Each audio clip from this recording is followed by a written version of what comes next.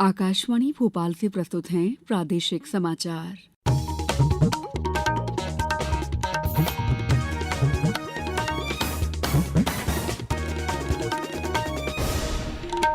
नमस्कार, समाचारों के साथ मैं दीपा सिंह।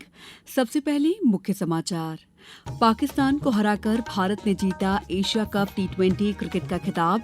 राष्ट्रपति प्रधानमंत्री ने दी बधाई। मुख्यमंत्री ने कहा, सिंहस्थ 2028 में भारतीय संस्कृति का वैभव देखेगी पूरी दुनिया। उज्जैन में 370 करोड़ रुपए के विकास कार्यों की दी सौगात। मुख्यमंत्री आज हरदा में शिक्षा अधिकार अधिनियम के तहत 20,000 से अधिक स्कूलों को राशि का करेंगे अंतरण। और नवरात्रि पर्व पर प्रदेश के मंदिरों में विशेष पूजा अर्चना का दौर जारी। अब समाचार विस्तार से। भारत ने कल रात एशिया कप टी20 क्रिकेट प्रतियोगिता का खिताब पाकिस्तान को 5 विकेट से हराकर जीत लिया है। दुबई में खेले गए मैच में पाकिस्तान के 147 रन के जवाब में भारत ने 5 विकेट खोकर 19.4 ओवर में जीत का लक्ष्य प्राप्त कर लिया। तिलक वर्मा ने नाबाद 69 रनों की अर्धशतकीय पारी खेली। शिवम दुबे ने 33 और संजू सैमसंग ने 24 रन बनाए। इससे पहले पाकिस्तान की पूरी टीम 146 रन पर सिमट गई थी। कुलदीप यादव ने भारत की ओर से 4 विकेट लिए। भारत के रिकॉर्ड 9वीं बार एशिया कप का खिताब जीतने पर राष्ट्रपति द्रौपदी मुर्मू और प्रधानमंत्री नरेंद्र मोदी ने बधाई दी है। मुख्यमंत्री डॉ मोहन यादव ने कहा कि भारतीय खिलाड़ियों ने अपनी श्रेष्ठता सिद्ध की। मैच के बाद भारतीय टीम ने विजेता ट्रॉफी नहीं ली। टीम ने एशियाई क्रिकेट परिषद के अध्यक्ष मोहसिन नकवी से विजेता ट्रॉफी स्वीकार करने से इनकार कर दिया। मोहसिन नकवी पाकिस्तान के गृह मंत्री भी हैं। मुख्यमंत्री डॉ मोहन यादव ने कल इंदौर में सुप्रसिद्ध पार्श्व गायक सोनू निगम को राष्ट्रीय लता मंगेशकर सम्मान से विभूषित किया। समारोह में मुख्यमंत्री डॉ यादव ने कहा कि भारत रत्न लता मंगेशकर ने अपने स्वर से भारतीय संगीत को नई ऊंचाइयों पर पहुंचाया। उनके नाम पर दिया जाने वाला ये सम्मान अद्वितीय है। मुख्यमंत्री डॉ मोहन यादव ने कहा है कि सिंहस्थ 2028 में भारतीय संस्कृति का वैभव पूरी दुनिया देखेगी।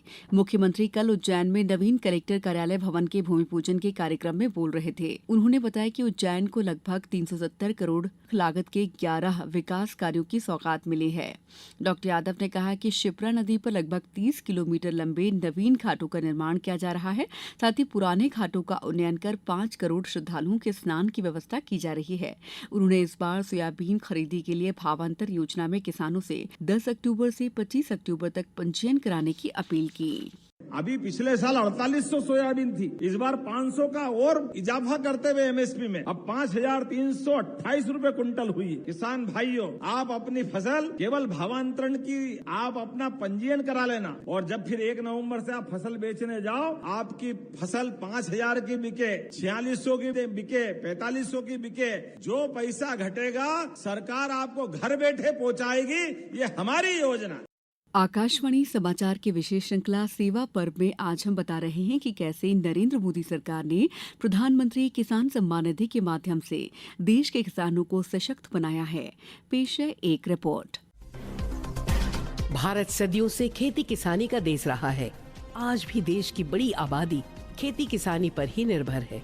अन्न भंडार भरने वाले किसानों को आए दिन कई तरह की परेशानियों का सामना करना पड़ता है। किसानों की इन्हीं परेशानी को समझा प्रधानमंत्री नरेंद्र मोदी ने और उनकी तरफ बढ़ाया मदद का हाथ। और 1 दिसंबर 2018 के दिन प्रधानमंत्री किसान सम्मान निधि योजना की घोषणा की गई, जिसकी शुरुआत 24 फरवरी 2019 को गोरखपुर से हुई। तब प्रधानमंत्री ने कहा था, अब किसानों को बीज खरीदने के लिए, खाद खरीदने के लिए, दवा खरीदने के लिए, बिजली का बिल भरने के लिए, खेती से जुड़ी ऐसी अनेक जरूरतों के लिए परेशान नहीं होना होगा।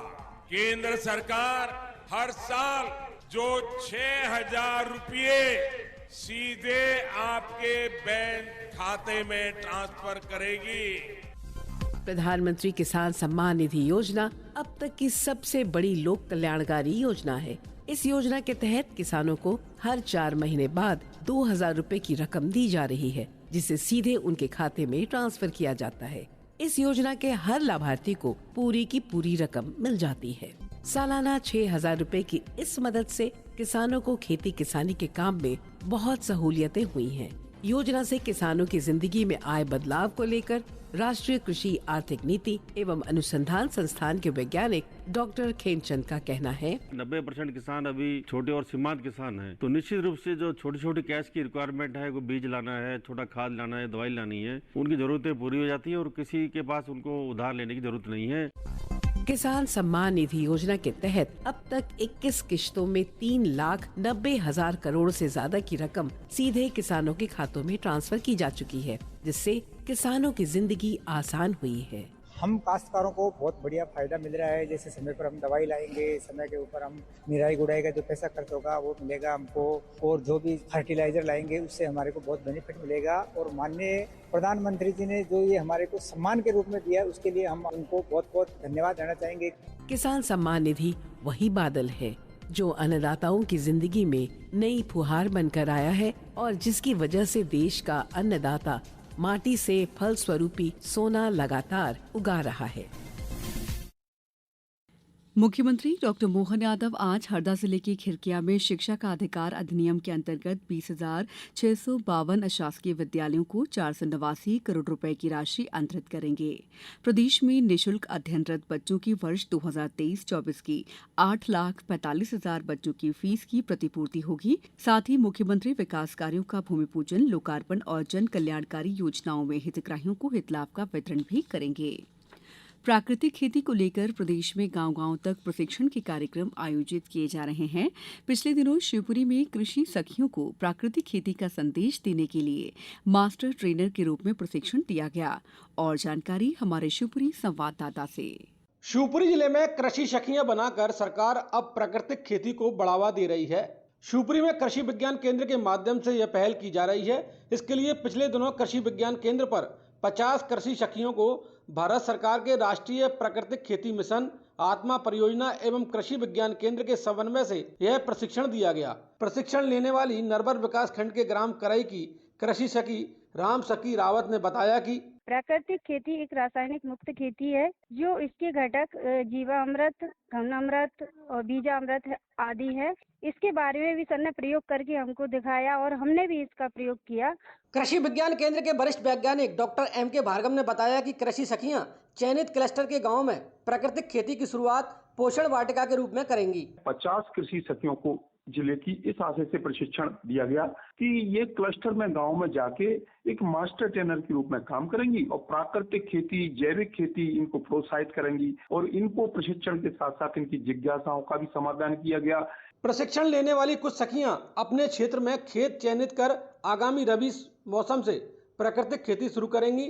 इन सखियों को कृषि साहित्य भी उपलब्ध कराया गया है। शिवपुरी से रंजीत गुप्ता। अगली पीढ़ी की वस्तु और सेवा कर सुधार भारत की अप्रत्यक्ष कर प्रणाली को सरल बनाने की दिशा में एक महत्वपूर्ण कदम है। इन सुधारों से वस्तुओं और सेवाओं पर कर कम हुआ है, लोगों को राहत मिली है। पेश है एक रिपोर्ट। परिवारों को बड़ी राहत देते हुए सरकार ने एक महत्वपूर्ण कदम उठाया है, जिसमें छोटे बच्चों के स्वास्थ्य से जुड़े उत्पादों पर जीएसटी कर को घटाकर आम आदमी को राहत दी गई है। नई पीढ़ी के जीएसटी सुधारों के तहत कई आवश्यक चाइल्ड केयर उत्पादों जैसे दूध की बोतलें, नैपकिन और शिशुओं के लिए नैपकिन लाइनर पर जीएसटी दर को 12% से घटाकर 5% कर दिया गया है। इसी तरह नवजात शिशु के बेहतर स्वास्थ्य और स्वच्छता को बढ़ावा देने के लिए सरकार ने अल्ट्रा हाई टेम्परेचर दूध पर जीएसटी हटा दिया है। इसके साथ ही थर्मामीटर पर जीएसटी 18% से घटाकर 5% कर दिया है। रोहन के साथ दृष्टि पुनियानी, आकाशवाणी समाचार। प्रदेश में नवरात्रि पर्व पर मंदिरों में विशेष पूजा अर्चना का दौर जारी है। आज मां काली रात्रि की उपासना की जा रही है। मैहर की मां शारदा, उज्जैन के हरसिद्धि मंदिर में विशेष अनुष्ठान किए जा रहे हैं। भोपाल में दुर्गा उत्सव चल समारोह को लेकर तैयारियां की जा रही हैं। अब कुछ समाचार संक्षेप में। प्रदेश में शिक्षण सत्र 2025-26 में अशासकीय विद्यालयों में मान्यता नवीनीकरण की तिथि बढ़ा दी गई है। विशेष विलंब शुल्क 10,000 रुपए के साथ आज से 10 अक्टूबर तक आवेदन पोर्टल पर किए जा सकेंगे। राष्ट्रीय व्यावसायिक शिक्षा और प्रशिक्षण परिषद, केंद्रीय कौशल विकास और उद्यमिता मंत्रालय और राज्य सरकार द्वारा आज Sant Shiromani Ravidas global skill park Bhopal में कैपेसिटी बिल्डिंग और जागरूकता कार्यशाला का आयोजन होगा। झाबुआ में स्वस्थ नारी सशक्त परिवार अभियान के अंतर्गत कल सामुदायिक स्वास्थ्य केंद्र झकनावदा में चिकित्सा शिविर का आयोजन किया गया। प्रदेश में बारिश का सिलसिला जारी है। मौसम विभाग ने आज बड़वानी, अलीराजपुर, झाबुआ और धार जिलों में भारी बारिश की चेतावनी दी है। इस बुलेटिन में बस इतना ही। अगला बुलेटिन दोपहर 2:10 पर। नमस्कार।